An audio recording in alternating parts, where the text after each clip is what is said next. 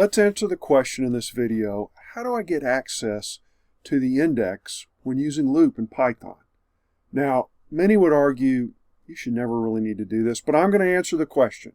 Okay, so let's do a normal loop, and then I'm going to show you a better way to do it. We're going to have letters A through G in our loop, and we're just going to, go through them and print them out here. So it loops like you would expect, and you get A, B, C, D, E, F, G. Now, gosh, I really need that index. It's not as Pythonic, but hey, sometimes the heart wants what the heart wants. So let's look at it. We're going to use this function enumerate, and you wrap your iterable in enumerate, and it will spit out the index and the value.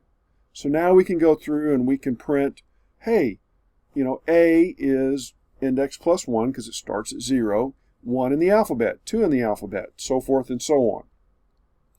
But now, don't do this. Don't loop over with enumerate and then look the position back up in the original iterable or list.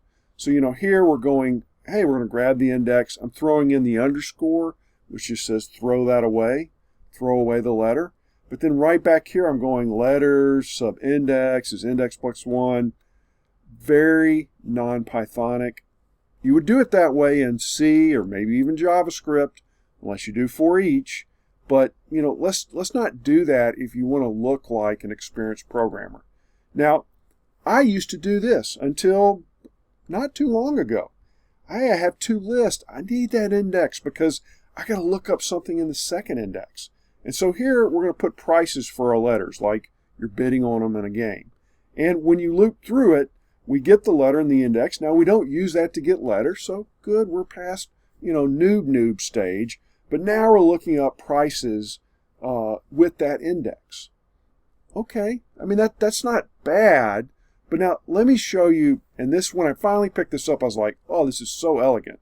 And you can do this with as many lists as you have that all are kind of, every item's at the same index.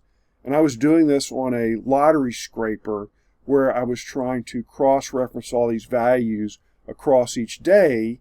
And so every array had a position that was the same for each one. I was trying to look up information. Well, the right way to do it is to zip it together. And what a zip does is it goes through, two or more arrays, and it picks the same element from each array and makes that a tuple that it passes in. So here we've got letter and price when we zip up letters and prices. And then we can just print out each letter with its price. Nice, neat, makes you look like you know what you're doing. Hope you enjoyed this video. Please subscribe if you haven't already. Hit like, it helps me build an audience here, and see you in the next one.